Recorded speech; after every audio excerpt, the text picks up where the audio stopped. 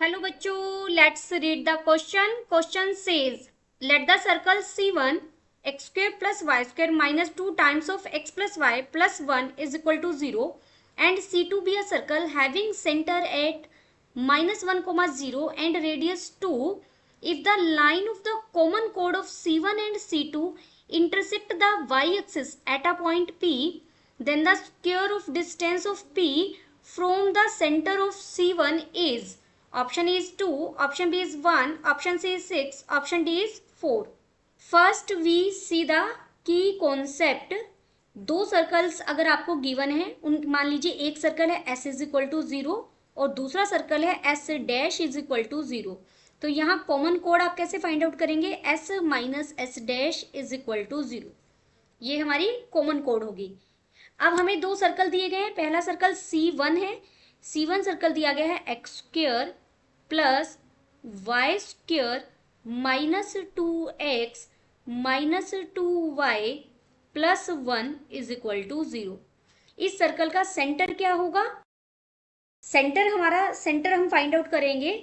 तो देखिए सेंटर हो जाएगा 1 और यहाँ से g की वैल्यू मिलेगी, g और f होंगे.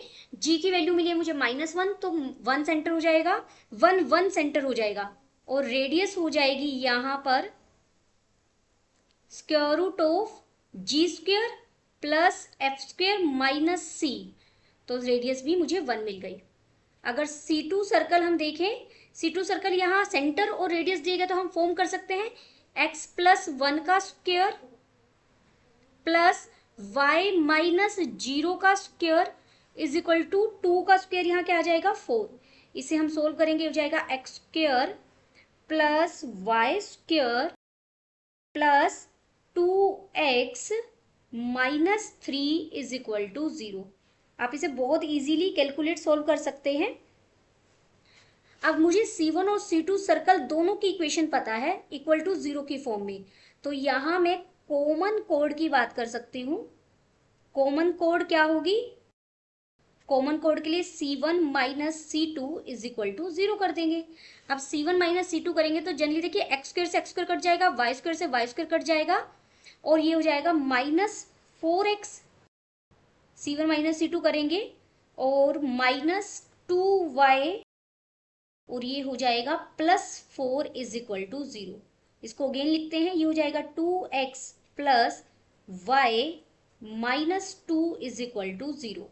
कॉमन कोड की इक्वेशन एक बार दोबारा लिख लेते हैं. क्या मिली थी हमें? 2x plus Y minus 2 is equal to 0. ये कॉमन कोड है. अब आगे क्वेश्चन की स्टेटमेंट देखिए. If a line of common code जो हमने निकाल ली है इंटरसेक्ट वाई एक्सिस को इंटरसेक्ट कर रही है एट पॉइंट P, तो इक्वेशन ऑफ वाई एक्सिस क्या होगी? इक्वेशन ऑफ वाई एक्सिस होती है बेटा x इज इक्वल टू 0. अब इन दोनों का जो इंटरसेक्टिंग पॉइंट है डेट इज P, वो मुझे स्टेटमेंट में P दिया गया है. तो इजीली हम इसका इंटरसेक्टिंग पॉइंट फाइंड आउट कर सकते हैं. अगर यहाँ x को मैं 0 रख दूं, यहाँ से इससे ये x इज इक्वल टू 0 की वैल्यू इस ऊपर वाली इक्वेशन में रख दे तो मुझे y मिल जाएगा 2. देयरफॉर कोऑर्डिनेट्स ऑफ P हमें मिल गए. x की वैल्यू 0 मिली है और y की वैल्यू मुझे 2 मिली है.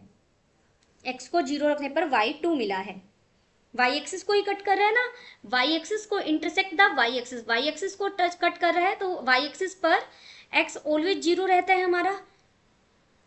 अब हमें डिस्टेंस फाइंड आउट करना है. डिस्टेंस बिटवीन किस किस के बीच में? 0,2 पॉइंट और पहले सर्कल का सेंटर. एंड सेंटर क्या था हमारा? 1,1.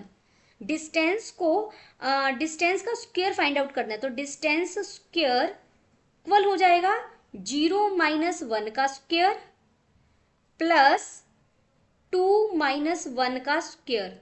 This is equal to 1 plus 1 is equal to 2. Distance square मुझे कितना मिल गया? 2. तो फाइनल आंसर देखते हैं. Option A is correct. Option A सही है. देखिए हमें जो डिस्टेंस फाइंड आउट करना था P और सेंटर ऑफ C1 का, उसका स्क्वायर करना था जो हमें 2 मिला है. Hope you understood it well. Best of luck.